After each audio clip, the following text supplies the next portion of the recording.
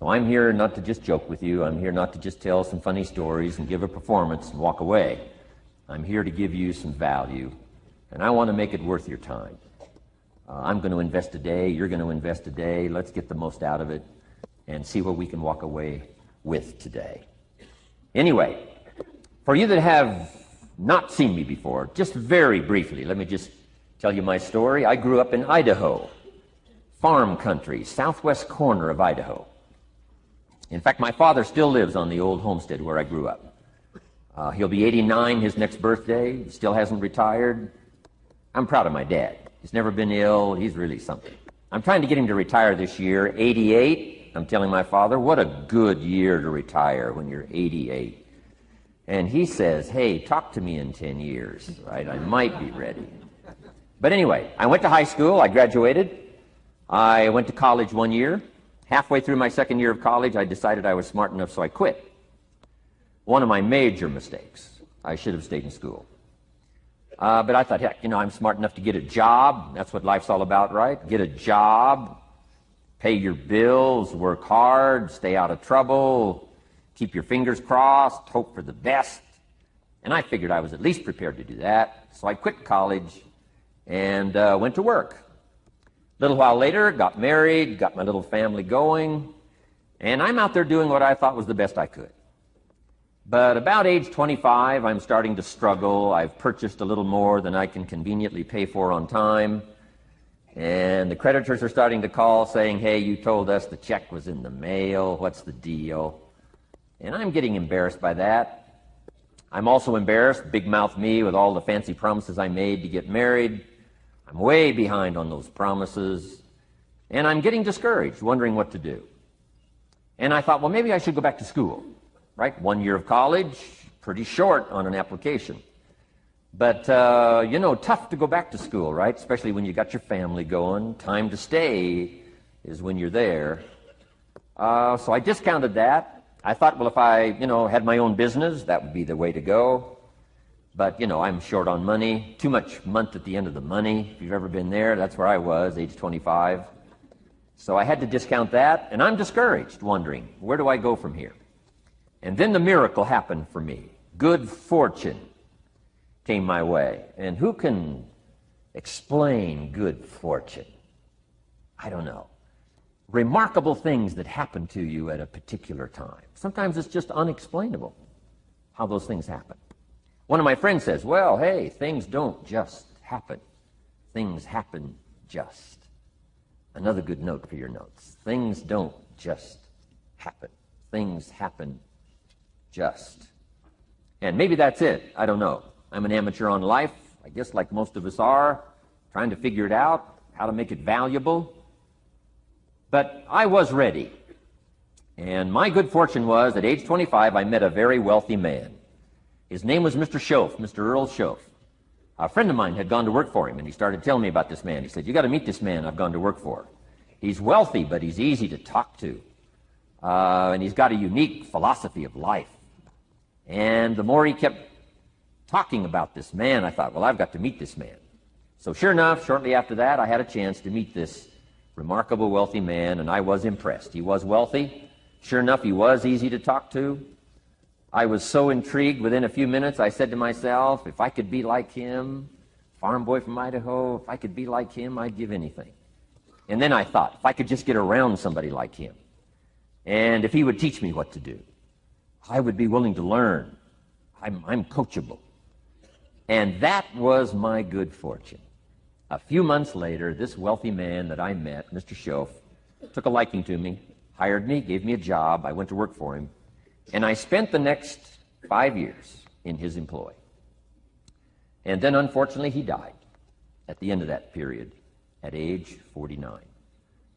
His last 5 years, but the first 5 years of my new life, I got to spend with this remarkable man, and my dream came true. He coached me. He taught me. He taught me the books to read. He taught me the disciplines. He taught me the changes to make in my language and personality.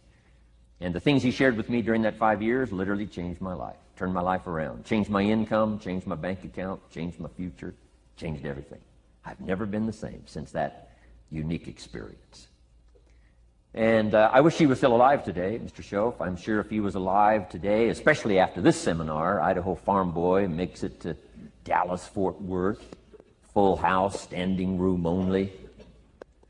Pretty awesome. I'm sure if he was alive, I'd be calling him today saying, "You won't believe what's happening to me. I've had a chance now to share with other people what you shared with me."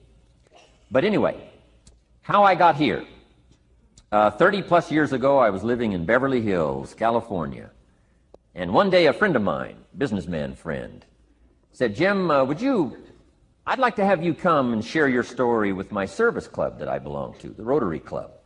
He said, "I know your story, Idaho Farm Boy makes it to Beverly Hills." But he said, "I think my club members would love to hear your story." He said, "If I arranged one of our breakfast meetings, would you come tell your story? Just share a few thoughts." I said, "Okay." So I agreed to go give this breakfast talk. And guess what? They liked it. And my telephone rang. I got another call saying, "We heard you've given your story and shared some ideas. Would you come talk to our club? First thing I know, I'm starting to devote a piece of my business time to giving these talks. And then one day, a businessman who'd heard my talk, I think 2 or 3 times, approached me and said, "Would you come and share that story and some thoughts with my management and salespeople?" I said, "I got this little company going." And he said, "If you'd come tell your story to my organization," he said, "I'd be happy to pay you."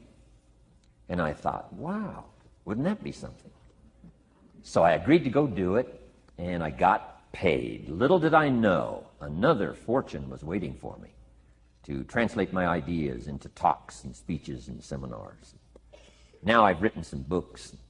It's on cassette tape, and now I get to travel around the world. Last year I was in Japan and Israel, Spain, Mexico, Australia, New Zealand, France, Germany, Canada, and now Dallas, Fort Worth. So Idaho Farm Boy gets to travel around the world and share his story, and here I am today. Anyway, it's almost too much for me to comprehend. From where I started, raised in obscurity, in a little small farm community, and now to be here today is pretty awesome for me. So anyway, that's just a little bit about my story. My story is probably more intriguing for me than it is for you, but I wanted to hear it again, so I thought I would just, bore you with it. Anyway, I don't ask you to be impressed today. I'm the one that's impressed from where I came from to have a chance. But that's the American dream, right? Come true. Chance to start from scratch, start from obscurity, start with pennies, start with nothing, and have a chance to transform your life, change your life, set your goals, and see what you can accomplish. So anyway, that's how I got here, and I'm just delighted that this day has arrived, and I truly want to make it valuable for you. Let's go to work. Here's what I hope you'll find out of this seminar today for your notes. Here's what I hope you'll find. Number 1, sincerity. Above all else today, I hope you'll find me sincere. Best place for people to start to communicate is sincerity on both sides. I'm sure you're sincere or you wouldn't be here today, right? To spend this kind of money, to spend this kind of time, roll up your sleeves today, go to work like I am, and get this message. You've got to be sincere. So I assume you're sincere. Now I want you to see me sincere. But I've got a good note for you to make. Sincerity is not a test of truth. Important note to make. Sincerity is not a test of truth. We must not make the mistake of saying he must be right, he's so sincere. That would be a mistake. And here's why. It's possible to be sincerely wrong. So we don't mistake sincerity for truth, right? Sincerity is only a test of sincerity. Truth has to yet be tested by truth, okay? But hopefully you will find me sincere and truthful. Next, a combination of things I hope you'll find here today. Ideas plus inspiration. Ideas plus inspiration. Ideas, business ideas and social ideas and personal ideas, we all need ideas. Right? How to have a good day ideas, how to have a good year ideas, how to have your best year ever ideas, good health ideas, personal relationship ideas, how to deal with your family ideas, sales management ideas, financial freedom for the future ideas, we all need good ideas. So today, I hope you gather up by notes and by what you can remember a lot of ideas. I want to share as many with you as I possibly can in the time constraints we have. Today is going to go very rapidly. I used to think a day like this was a long day. Found out it's a pretty short day. But I'm going to go as fast as I can, share with you as many ideas as I possibly can. And here's why. Ideas can be life-changing. Ideas can be life-changing. And sometimes all you need is just one more in a series of good ideas. It's like dialing the numbers into the lock, right? You got 5 or 6 numbers dialed into the lock. The lock still won't come open, but you don't need 5 or 6 more numbers. Maybe you just need one more, and maybe a seminar like this could do it. A sermon could do it. The lyrics from a song could do it. The dialogue from a movie could do it. Conversation with a friend might do it. That one last piece you need, number. Dial it into the lock, that's it. The lock comes open, there's the door for you to walk through. And maybe this seminar today could furnish that for you. One more idea. I know you've come with a lot already. Sometimes we get the impression, I used to have that I only had this much going for me and I needed this much. Usually not true. And I'm sure not true of this audience, where I find you today, as well dressed as you look today. You know, as fine as you are sitting here today, it isn't that, you've got this much going for you and you need this much. I would assume you've got this much going for you, and maybe all you need is just a few more thoughts, ideas, to furnish you some ways and means to turn your life into the dream you want it to be. So, ideas. The seminar is going to be loaded with ideas. I want you to take good notes. But here's what else I hope you'll find here today, and that is inspiration. And who knows the mystery of inspiration? Why some people are inspired and some are not? You were inspired to get here. Some were not. Who knows the mystery of that? I don't know. How come you made it? The rest of them didn't make it. We don't know what that mystery is. Some people turned it down. Some people said it costs too much. Some people said it's going to take too much time. Some people are too busy, right? A lot of different excuses why some are inspired to take advantage of something that comes to town. Others pass it up. We don't know the mystery to that. Here's what I call it, mysteries of the mind. And I just leave it at that. Some things I don't try to figure out. I take the simple approach now. Right? Some people do and some people don't. I mean, that's about as profound as my philosophy is. Some buy and some don't buy. Some go for it and some don't. Some change and some don't. And if you've been around for a while, you can usually work out the numbers, right? Out of 10, 3 do, 7 don't. Whatever business you're involved in, pretty soon you got this ratio going. The ones that do, the ones that don't. And you say, well, why don't the ones that don't, how come they don't? We don't know. I just leave it as a mystery. I used to try to understand all that. I just take the simple approach now. The guy says, this happens to me, this goes wrong for me, and all this stuff goes wrong for me. How come all this stuff happens to me? I say, I don't know, it beats me. The best I've been able to figure out is those kind of things always happen to people like you. I mean, right? That's the best I got. I don't know. I'm an amateur on this stuff. What do I know? So, just take the simple approach, right? That's how it is. Who knows? Interesting story says, the day the Christian church was started. Now, I'm an amateur on the Bible, but best account I can remember, the day the Christian church was started, a magnificent sermon was preached. Great presentation. And if you're a student at all of good communication, it was one of the classic presentations of all times. The sermon, the first day the Christian church was started. And it said this sermon, this presentation was given to a multitude, meaning a lot of people. But it was interesting, as the account gives us, the record, it says, when the sermon was finished, there was a variety of reaction to the same sermon. Isn't that fascinating? I find it fascinating. It said some that heard this presentation were perplexed. And I read the presentation, it sounded pretty straightforward to me. I said, why would somebody be perplexed with a good, sincere, straightforward presentation? Best answer I've got. They are the perplexed. I mean, what other explanation is there? It doesn't matter who's preaching. Right? It said some that heard this presentation mocked and laughed, made fun of the presentation. I thought, hey, this looks pretty sincere to me. If you give a sincere, honest presentation, why would somebody mock and laugh? Easy explanation. They are the mockers and the laughers. What else would you expect them to do? Right? I used to try to straighten all that out, say, well, they shouldn't do that. I don't do that anymore.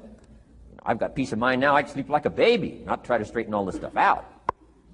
I used to be so naive. I used to say, well, liars shouldn't lie. See, how naive can you be? Of course they're supposed to lie. That's why we call them liars. They lie. They lie. So I don't straighten this stuff out anymore. Anyway, it said some that heard this magnificent presentation didn't know what was going on. And they're usually easy to spot. They're usually saying, what's going on, right? I mean, they don't know what's going on. But interesting, right? A variety of reaction to the same sincere, honest presentation. Now, it also says, in wrapping it up, some that heard the presentation believed. And I think that's who the speaker was looking for, the believers. Interesting. Now, it said the number of believers was about 3,000. So, pretty good first day. 3,000. I've had some first days, but I never had 3,000. But anyway, 3,000 were believers. And that's, the speaker was looking for the believers out of this multitude. And that's about as close as we can come to understanding the mystery. Some believe, and some mock, and some laugh, and some are perplexed, and some don't know what's going on. And you just have to leave it that way. Why? Because that's the way it's going to be. The way to be brilliant is to find out how it's going to be and then say, here's how it should be. I mean, that's how you become brilliant. So, anyway, who knows the mystery? I call it mysteries of the mind. We don't understand. But I don't try to change it anymore. On this particular story, as far as we know, they didn't have classes after the presentation to try to de-perplex the perplexed. I mean, as far as we know, they left them perplexed. They left the mockers mocking. They let the laughers laugh. I mean, they didn't come back and try to straighten all this out. You say, well, how can you build a church? Well, make another presentation, and you'll get some believers and some mockers and some laughers and some who don't know what's going on. So that's about the best we can do.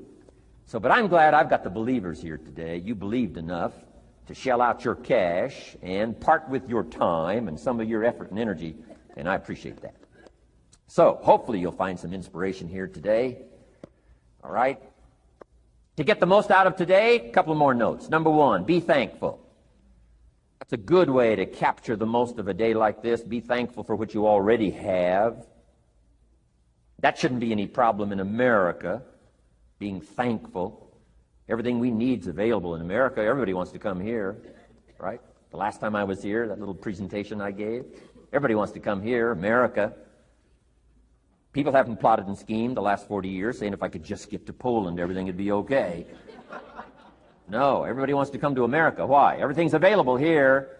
All the books you need, all the sermons you need, all the churches you need, all the schools you need, all the instruction you need, all the inspiration you need, all the capital you need, all the markets you need, all the challenge you need, all the information you need, all the seminars you need. Everything's available here. This is America. So number one, let's be thankful for what we already have. Thanksgiving does this. Opens up the doors, opens up the windows, opens up the channels. Thanksgiving for what you already have. I did a seminar one weekend up at the ranch, up at Clear Lake. Got a lodge up there. Nice setting, high valley, high serenity ranch. For the weekend, Friday evening, Saturday, Sunday. People drove in from around California. I got there late Friday afternoon. Everybody had pretty well already gotten there. I couldn't believe the parking lot.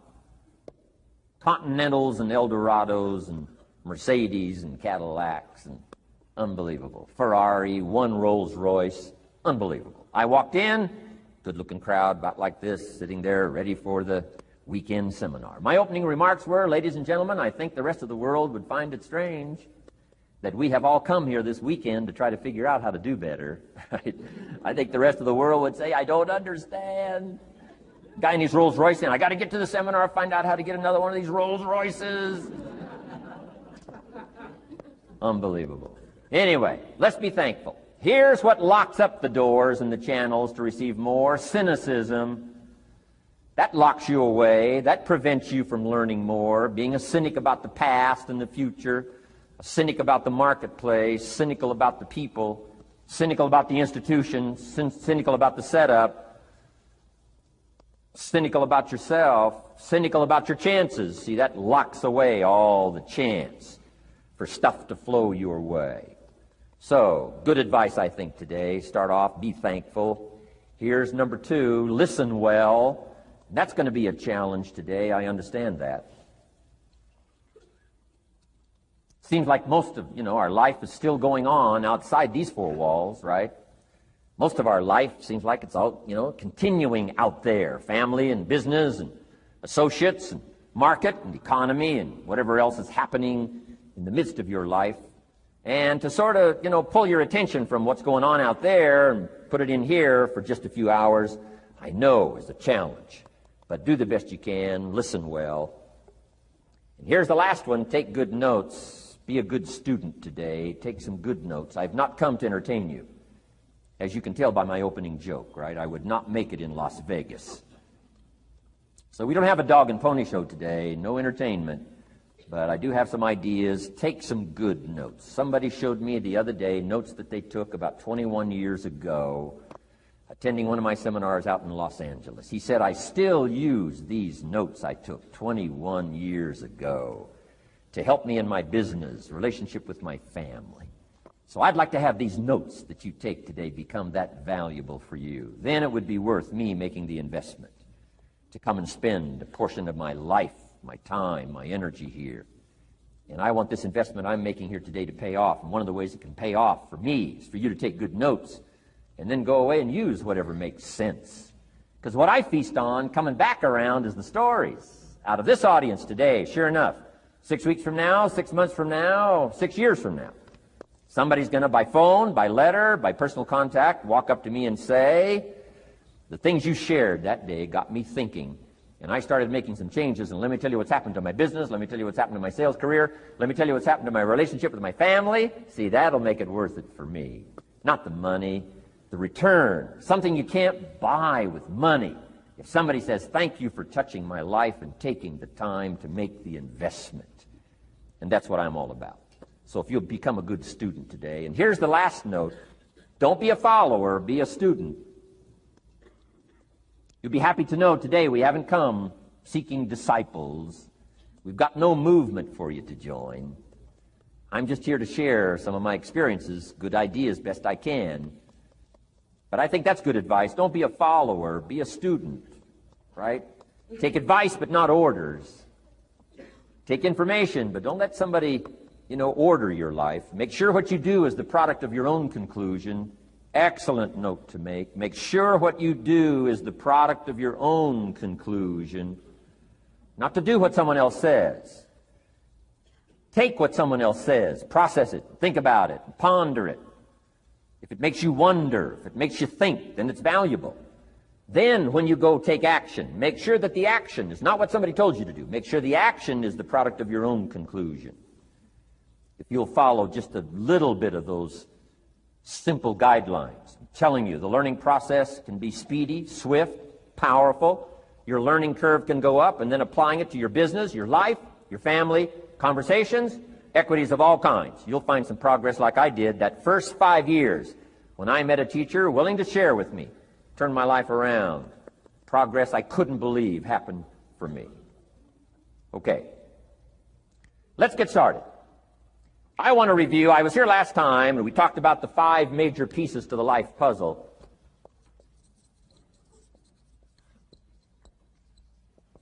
And I just want to review those because it lays such a good foundation for all the rest that I want to share with you today. We got a lot of subjects to cover, so we're going to go rather swiftly, okay? Put on your mental track shoes here and run with me today, because I'm going to deal mostly in concepts. Expect you to, fill in a lot of the details, because I got a lot to share. I want to get through it all. But let's lay this foundation again of the 5 major pieces. Happens to be the title of my latest book, but I think it is so valuable in laying a foundation. It's some of the things I learned between ages 25 and 30. The teacher who taught me so well. He dealt in these fundamentals, we call these. Fundamentals. We call these basics. Basics for sports, fundamentals for sports, fundamentals for your business, fundamentals for the way you deal with your family, a few simple things, a few basic things that if you practice every day can make all the difference in the world, how it works out. I boiled it down to 5 major pieces to the life puzzle. Let's just review those. Number 1 is philosophy. Philosophy, as I taught the last time I was here, philosophy, in my personal opinion, is the major determining factor in how your life works out. Philosophy, the major determining factor in how your life works out. Philosophy. To form our philosophy, you got to think. You got to use your mind. You got to process ideas. And this whole process over a lifetime, starting way back here when we were children, schools that we've attended, our parents, our experiences, all this stuff that we've processed by the thinking process helps to develop our philosophy. And in my opinion, each person's personal philosophy is the major factor in how your life works out. Here's what I called it in that last presentation when I was here. It's called the set of the sail. Each person's personal philosophy is like the set of the sail. Now, I used to think it was circumstances that ordered my life. If someone would have asked me at age 25, Mr. Rohn, how come you're not doing well? Pennies in your pocket, creditors calling, nothing in the bank, behind on your promises to your family, you live in America, 25 years old, got a beautiful family, every reason to do well, and things are not going that well for you. What is wrong here? It would not have occurred to me to blame my philosophy. I mean, it would not have occurred to me. Saying, well, I got this lousy philosophy, and that's how come I got pennies in my pocket and nothing in the bank, and things aren't working well. That would not have occurred to me. I found it much easier to blame the government. Much easier to blame the tax problem. I used to say taxes are too high. Top tax rate when I first started paying taxes, 91%. Back then, when your income reached a certain level, all your income over that, 91%. So I used to say that's too high. Now the top tax rate's about 33%. But people are still saying what? Taxes are too. See, but you can't use that anymore. If it's gone from 91 to 33, how could it be too high? Come on. I threw all that old excuse stuff away. Some people found it, though, and they're using it these days. My old list. I used to blame the traffic, the weather, used to blame circumstances, right? People say I'm too tall, I'm too short, I'm too old, I was raised in obscurity, raised on a farm, parents of modest means, all the stuff.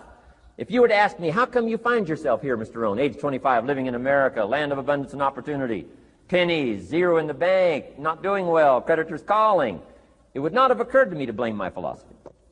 I found it easier to blame the company policy. I used to say, if this is all they pay, how do they expect you to do well? So I figured that, my future was going to be tied to what everybody else was arranging, the economy and, right, interest rates. I used to say things cost too much. That was my whole explanation, not my philosophy, until my teacher taught me better that this is where the problem was, my own personal philosophy. Here's what's exciting about each person's personal philosophy. That's what makes us different than dogs and animals and birds and cats and spiders and alligators. That's what makes us different than all other life forms. The ability to think, the ability to use your mind, the ability to process ideas, and not just operate by instinct. In the winter, I'm telling you, the goose can only fly south. What if south doesn't look too good? Tough luck. It can only fly south. But see, human beings are not like a goose, can only fly south. I mean, you can turn around, go north, you can go east, you can go west, you can order the entire process of your own life. And we do that by the way we think. We do that by exercising our mind. We do that by processing ideas and come up with a better philosophy, a better strategy for our life, goals for the future. Okay? Plans to achieve those goals. All this comes from developing our philosophy. Philosophy helps us to process what's available. Well, when we get here, we got seed, and we got soil, and we got some rain, and we've got some what? Sunshine, and we've got some seasons, and what? The miracle of life. Now, the key is, what do you do with all this stuff? How do you turn all this stuff that's available here into equity and promise and lifestyle and dreams and future possibilities? All of this that's possible now with human beings, how do you take all this stuff and turn it into this equities and values? Well, it starts with philosophy. What is the seed? What is the soil? What is the sunshine? What is the rain? Is it possible to take some of each of all the stuff that's available and turn it into food and turn it into value and turn it into nourishment and turn it into something spectacular and unique that no other life form can do? And the answer is yes. But you cannot deal with all this stuff and what to do with it unless you start refining your philosophy. Think, use your mind, come up with ideas, and strengthen your philosophy. So the seed and the soil and the rain and the sunshine, this is called, the economy and the banks and the money and the schools and everything that's available out there, processing information, what to do with all that, and turn it into equity and value. That is the major challenge of life, my personal opinion. So each person's personal philosophy now is going to determine what you're going to do with seed and soil and sunshine and rain and miracle, the change of seasons. That's it. My personal opinion. Each person's personal philosophy is like the set of the sail. That's what this seminar is for today. Help you to trim a better sail. You don't need a better economy. You don't need better seed and soil. In fact, when it comes to seed and soil and rain and sunshine and seasons and the miracle of life, that's all you got. Now, what if you blame this stuff? Then you're blaming all you got. If you blame the economy, and you blame the schools, and you blame the teachers, and you blame the sermons and the preachers, and you blame, the marketplace, and you blame the company and company policy, what else is there? When some people get through with their blame list, there isn't nothing else. That's all there is. And if you blame the only thing you've got to work with, I'm telling you, it's called mistake colossal. In not understanding that that's all you've got to work with. And if this is all you've got to work with, then you don't change the seed, and you don't change the soil, and you don't change the rain, and you don't change the sunshine, you don't change the seasons. Right? Guy says, I'll take 3 springs, 4 summers, 9 falls, no winters. No, you can't fool with this stuff. You got to take it like it comes. Then what do you change to make your life work well? You got to start with your philosophy. Guess what I had to do at age 25 in order to change my own future? I had to change my mind. I had to change my thinking. I had to change my philosophy. I was messed up on what was causing my problem. And once I got that straightened out, that all the stuff I blamed, the government and taxes and the marketplace and the economy and things cost too much, negative relatives, cynical neighbors, once I got rid of that and started going for where the real problem was, which was me, I'm telling you, my life exploded into change. My bank account changed immediately. My income changed immediately. My whole life took on a whole new look and color immediately. And the early results I got from making these philosophical changes tasted so good, I've never stopped the process from that day until this. And I'm telling you, with a little consideration of the refinement of your sail, by setting a better sail, refining your philosophy, your whole life can start to change from today on. You don't have to wait till tomorrow. You don't have to wait till next month. You don't have to wait till spring. You don't have to wait till 93. You can start this whole process immediately. I recommend it. Now, some people do so little thinking, they don't even have their sail up. I mean, you can imagine where they're going to wind up at the end of this week, at the end of this month, at the end of this year. Now's the chance to change, process all this information. So number 1 is philosophy. Okay.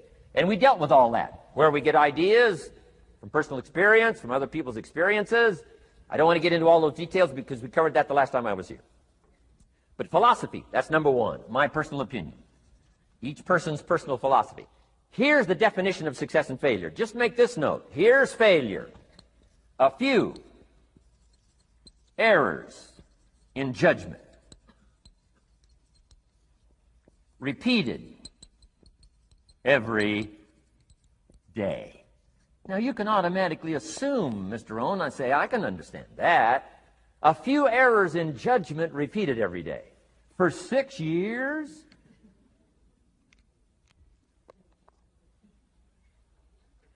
I'm with my father. I think I told this story the last time I was here. My father, 88 years old, he's never been ill, still hasn't retired. Not long ago, midnight, we're getting ready to go to bed. We've drilled a new well, got some extra water, got some more acres going. He's all excited. At midnight, we're getting ready to go to bed. My father's eating what he calls his midnight snack. A little bite to eat before you go to bed. Don't have to go to bed hungry. And I'm watching him eat this midnight snack. Guess what he had? An apple, a few graham crackers, and a glass of grapefruit juice. I said, no wonder my father's so healthy. My mom taught us all those good health practices. Taught me when I'm growing up, right? I'm an only child. I've never been ill. Passed the big 5-0 some time ago. My 2 daughters, 32, 33, never been ill. My grandkids, never been ill. I'm telling you, the legacy lingers on. As I watched my father have this midnight snack, suddenly it occurred to me. I know that's part of it. An apple, what? A day. That's gotten to Dallas-Fort Worth, right? An apple. An apple a day keeps the doctor away. Good question for this intelligent audience. What if that's true?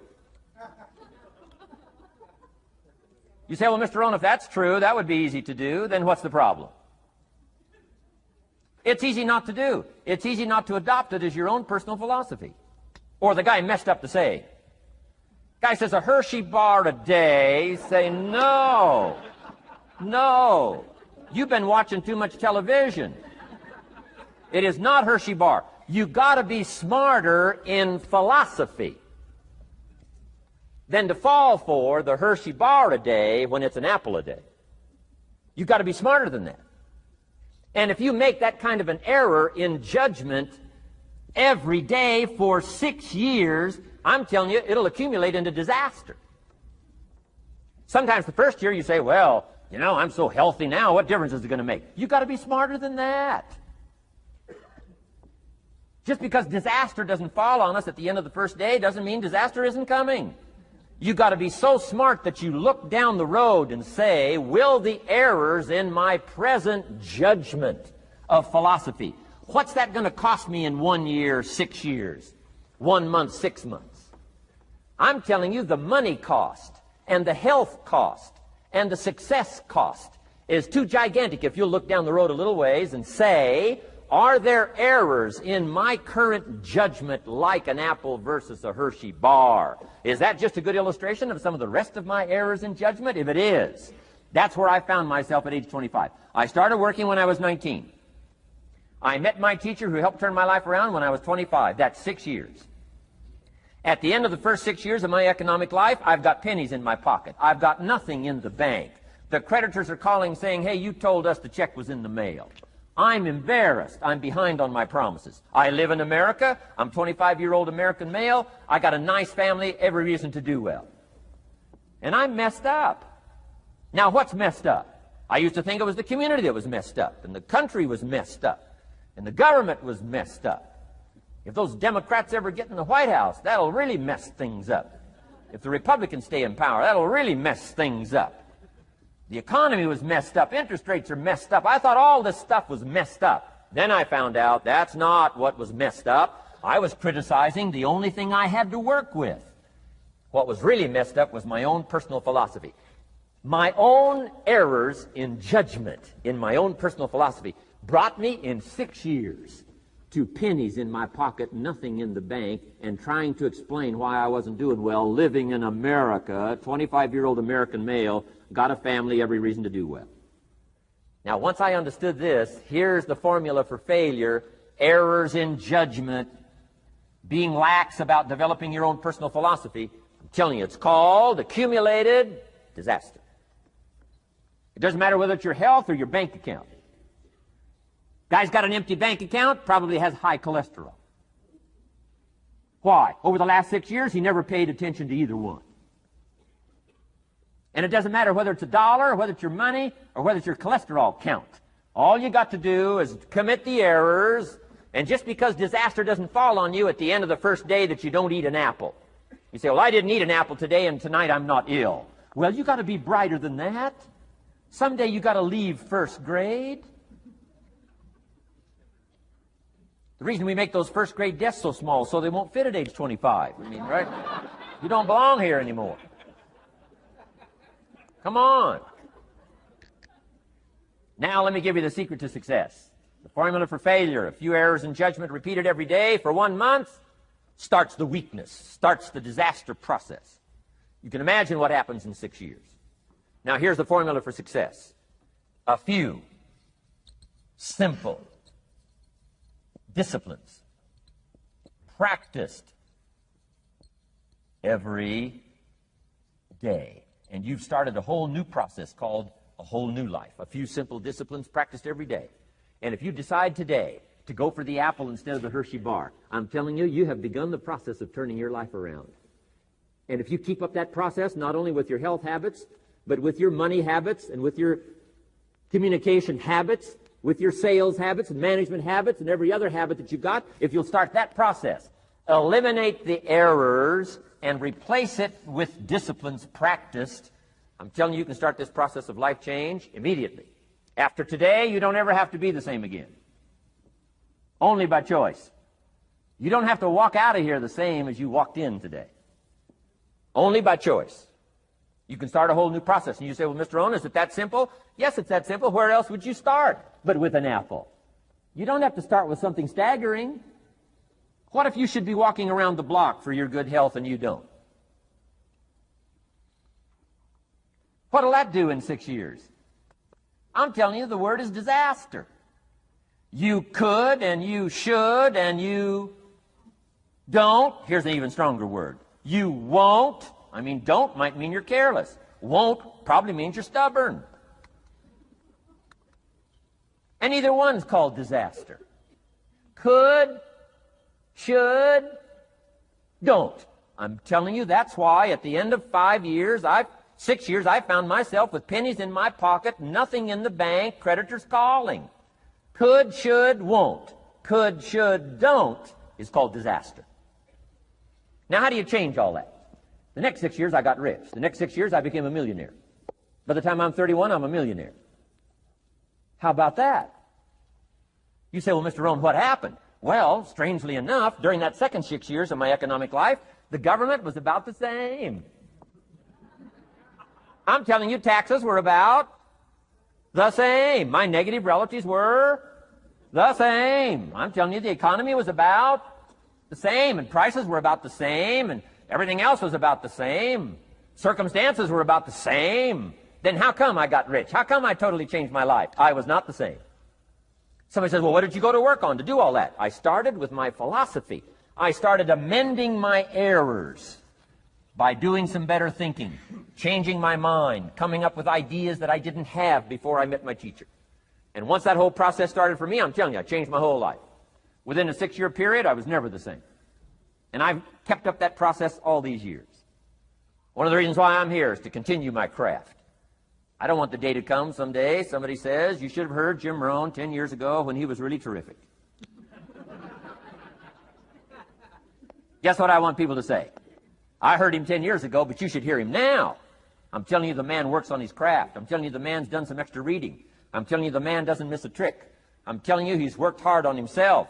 That's why he's able to deliver like he does. The same thing can happen for you as a teenager. It can happen to you as a mother, as a father, as a business person, as a salesperson, running a business. Doesn't matter. Management, wherever you find yourself. This is the process called personal change. And what I say to start with is start with your own philosophy. Your philosophy is going to determine whether or not you go for the disciplines or continue the errors that's called potential disaster. And everybody has it within their power. Well, it was so happy for me to find out at age 25, Mr. Shove said, Mr. Rohn, you don't have to change countries. But you do have to change philosophy. And if you'll change philosophy, not country, you can turn around your income, you can turn around your bank account, you can turn around your skills, you can become capable, powerful, sophisticated, healthy, influential, all the other equities that you could possibly want out of your life, using the only stuff there is and not trying to change any of this stuff. Appreciate all of this stuff with all of its ups and downs, with all of its mystery of why it works and sometimes it doesn't work. Don't challenge this. You don't have to ask for another planet. You don't have to ask for another country. Just ask for another book. Ask for another seminar. Ask for another idea. And you can start this whole process of personal life change. Now, I could spend the whole day on philosophy, because that's where it is. If I could get you intrigued with that enough to study it, enough to ponder it, to where you would pick up the commitment like I did and say, hey, as simple as an apple a day, as simple as a walk around the block, why not start right there? If you don't start there, where else are you going to start? Might as well start where it's easy, and then go to the more complicated disciplines. Because if you can't handle the simple disciplines, how can you handle the complicated ones? Okay. Key. Philosophy. Here's number 2. I got to give these now very quickly because I got too much to cover here to linger too long. Number 1, we're affected by philosophy. First major of the 5 major pieces. Number 2 is attitude. We're affected by how we feel. First, we're affected by what we know and the decisions we make. Second, we're affected by attitude, how we feel. And I gave that quick list. Let me give it to you. It's how you feel about the past. You've got to have a good attitude about the past. Use it as a school, not a club. Don't beat yourself to death with your past. Faults, failures, losses. Let the past be a school. Harsh school, maybe. What else is new?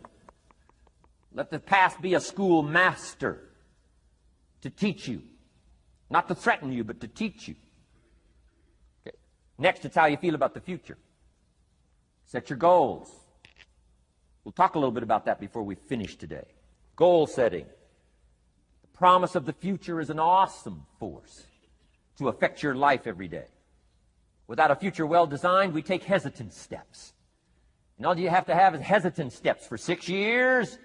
You'll be timid, driven into a corner, not boldly willing to go and take your portion, take your share. Okay? Next, it's how you feel about everybody else. Got to have a good attitude about everybody else because it takes everybody else to make a market. One person doesn't make a family. One person doesn't make a business. One person doesn't make a corporation. One person doesn't make a community. One person doesn't make a nation. It takes all of us to make a dynamic economy, a nation second to none. It takes all of us to make the churches and make the economy run. It takes all of us to make the possibilities. All the gifts that have flowed in here the last 200 years, unprecedented in 6,500 years of recorded history. There's been nothing like it. The ethnic streams that have flowed in here brought their gifts, brought their talent, brought their skills, brought their inventions, brought their work ethic. All of it mixed together is called America. Been nothing like it in 6,500 years. And to miss the value of it by some, warped attitude about it, I'm telling you, you've missed it all. And if you have an appreciation for it all, you'll draw from it. And if you draw from all the gifts that have been blended together here for 200 years, now for your value and benefit, think of what you can do for your days, for your business, for your conversation, for your equities. You can transform it to an incredible degree. And here's the last one. It's how you feel about yourself. Understanding self-worth is the beginning of progress. Self-worth should be easy. If one of us can do it, all of us can do it. If anybody can think it, we all can think it. I can read, you can read. I can understand, you can understand. From where I came from, the few simple things I did and tried revolutionized my life in 5 years. There isn't anybody here that can't do it. Change from pennies to fortune. Change from nothing to something. Change from broke to rich. Anybody in this room can do it. If any of us can do it, we all can do it. That's the kind of value you should place on yourself. If Jim Rohn can understand it, I can understand it. If he can read, I can read. If he can find it, I can find it. If he can change, I can change. If he can get it done, I can get it done. That's the attitude about yourself. So valuable. Okay? Now, in transforming our lives, we don't start with attitude. We don't start with the inspiration here. We start with education. Somebody says, well, I expected you just come get motivated today. Well, that probably won't do it. Somebody says, by now we should be standing on the chairs, waving a flag, singing the old gray mare. Get going here. No, that's not where you start. Life change does not start with inspiration. Life change starts with education.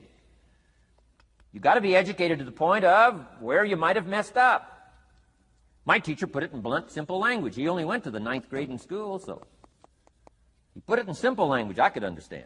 He said, Mr. Rohn, after 6 years living in America, healthy American male, 25 years old, been working 6 years, 1 year of college, pennies in your pocket, nothing in the bank, behind on your promises. Shoaff said, I just got one simple explanation for that. You've messed up. Now, I could understand that kind of language. Substitute a Hershey bar for an apple means you've messed up. Should walk around the block, could walk around the block, won't walk around the block. You have messed up. And all you got to go is right down through the list. Don't need some teacher to come by and tell you. Be your own best teacher saying, hey, Let me make a list of some places I've messed up. Because if I let this down, that probably affects the rest, and the answer is that's true. So we don't start with inspiration, we start with education. Somebody says, well, just motivate this guy, he'll be all right. Just motivate him, get him turned on. Probably not. If a guy's an idiot, you motivate him, now you got a motivated idiot. No, he won't be all right. So we start with education. What's the first education? If it isn't going well and you live in America, you have messed up. You don't need to change countries. You say, well, the country's messed up. That's like cursing the soil and cursing the seed and the sunshine and the rain, which is all you got. Don't curse all you got. When you get your own planet, you can rearrange this whole deal. But this one, you got to take like it comes. So number 2 was attitude. Here was number 3, activity. This is the work part, the labor part. Taking action. And the activity is the miracle working piece. A miracle being something we don't quite understand how it works doesn't mean it doesn't work. It means we just don't quite understand how it works. Miracles work. God says. Now, I'm an amateur on God, but here's my best analysis. God says, if you'll plant the seed, I'll make the tree. Now, that's a good arrangement. Number 1, gives God the tough end of the deal. What if you had to make the tree? That'd keep you up late night trying to figure out, how do you make a tree? Say, no. I'm telling you, the mystery and the miracle of this stuff has already been set up. God says, I got the miracle going, I got the seasons going, I got some sunshine and some rain, and I'm God. But the way I've arranged it, I just need somebody to plant the seed, not chant. In California, they're trying to chant to get this stuff done. Forget this California stuff. You don't have to rub a crystal and sleep under a pyramid. This stuff's too easy. Getting rich is too easy. Changing your life is too easy. Forget all that. Right? Massive bombard, affirmation, forget all that. My opinion. Ocean waves and seagulls? Come on, this stuff's too simple. Just simple, easy stuff. But if you neglect it, that's how it piles up year after year. But if you're willing to straighten it out, and here's one of the keys. It's called activity. It's called disciplines. Turning wisdom from your philosophy and inspiration, the strengthening of attitude and faith and courage, commitment, and all this stuff that comes from attitude. If you're willing to take these 2 qualities, philosophy and attitude, and invest it into activity, you can have a miracle. Anything short of that, no miracle. Wisdom doesn't perform a miracle. Attitude doesn't perform a miracle. The only thing that performs a miracle of increase called equity is called putting wisdom and attitude into discipline, into labor. And this labor now can perform a miracle. And here's the 2 parts to the labor. 1, do what you can. Number 2, do the best you can. Can't give you better advice than that. Number 1, do what you can. You just got to go home and make a list after today. And here's the question to ask as you make this personal list. What am I not doing that would be easy to do? That could greatly change my health, my wealth? What am I not doing I'm neglecting that would be easy to do? Just go home and answer that question personally. You don't have to put the answers on a public bulletin board. This is just all personal stuff. From the walk around the block to the apple to what to do with your money, which we're going to cover today. What does a child do with $1? We're going to cover that today. Errors in judgment, disaster. Few simple disciplines, wealth beyond imagination. And if you'll pick up the activity part, the miracle working part, plant the seed part, take care of your part. The soil will take care of its part, and the seed will take care of its part. The seasons will take care of their part. The miracle will take care of its part. If you'll take care of your part, called putting it into activity, action. Works miracles. 2,000 years ago, on April 13th, one of Jesus' disciples. Now again, I'm an amateur on the Bible, but best as I can remember it, one of Jesus' disciples said to Jesus, "It's time to pay our taxes and we don't have any money." That's how come I know it was about April 13th.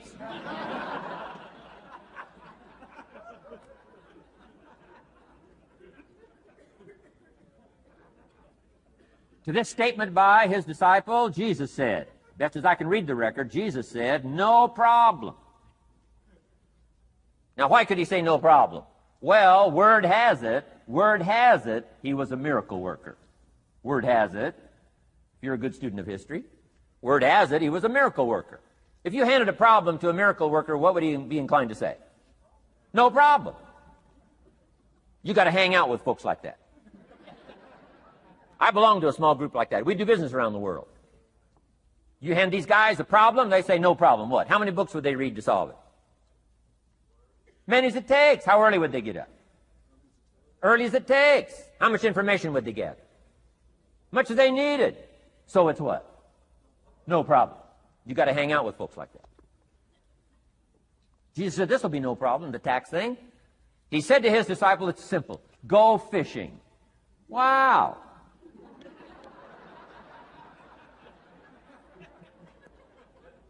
Now that was easy for this particular disciple. His name was Peter. And Peter was a fisherman. How clever. How clever. But here's the real problem.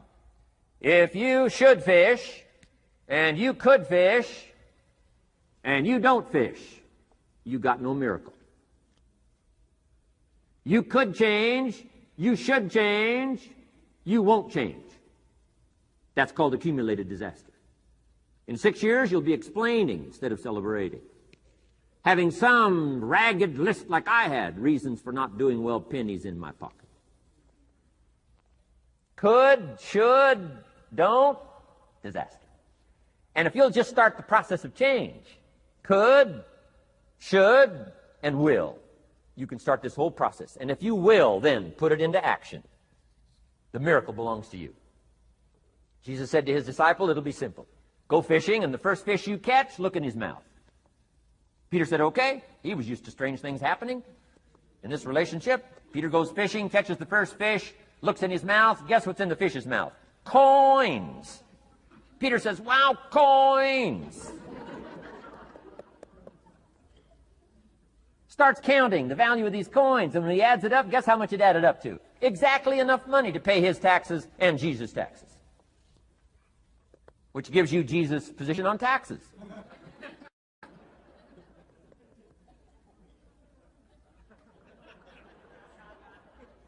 Okay. Now we call that what? A miracle. Only because we don't quite understand how it works. It doesn't mean it doesn't work. It simply means we don't quite understand how it works. But here's how you get a miracle going for your life. Number one, do what you can. Get a list of the stuff you could do and you haven't done, postpone, and start cleaning that up.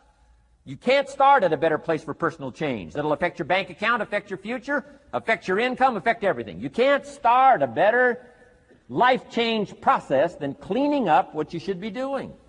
The man says, well, my mother lives down in Florida. Should have written her 6 months ago. I just can't seem to get that letter written. I'm asking you to get that letter written, clean that up, and don't walk like other people walk. Don't postpone like other people postpone. You say, well, is it as simple as writing a letter? And the answer is yes. Where else would you start for life change, personal change? You don't need a pink package to fall out of the sky. You don't need massive bombard, pre-conscious, subconscious. Practice channeling, find a 2,000-year-old guru. I mean, you don't need any of that stuff. Pass on all that. Kids are afraid of that stuff. Too much of it, you'll be out on a limb with Shirley. I mean, don't pass on all that stuff. This stuff's too easy. This stuff's too simple. It's called take action, number one, on neglect, on errors, in discipline. Number two, start setting up some disciplines. And if you'll do that, you'll perform a miracle. Now, here's the second part of the miracle. Number one is do what you can. Here's number two, do the best you can. If that's not your philosophy, I would ask you to amend it. Let me give you the best of ancient script. Here's what it says. Whatever your hands find to do, do it with all your might, do it with all your strength, and do it with all your power. What a good philosophy. That kind of philosophy will revolutionize your life if you haven't picked it up lately. Guy slips in late, company doesn't seem to mind, slips out early, first one in the parking lot, heading for happy hour. stretches his break, comes early for lunch, late back from lunch. Company doesn't seem to notice. Guy says, best as I can calculate, I'm putting in about a half a day's work and I'm collecting a full day's pay. And the guy says, I got it made. Little does he know the seeds of his own disaster are already being sown by the weakness of his own personal philosophy. It's not the economy that's going to determine your next 6 years. It's your philosophy about labor and about activity and about miracle and soil and seed and sunshine and rain and the economy and the banks and the money and the companies and the schools and what's going on. It's your philosophy and your attitude. And then your ability to take action. All of that we call the process of life change, miracle working.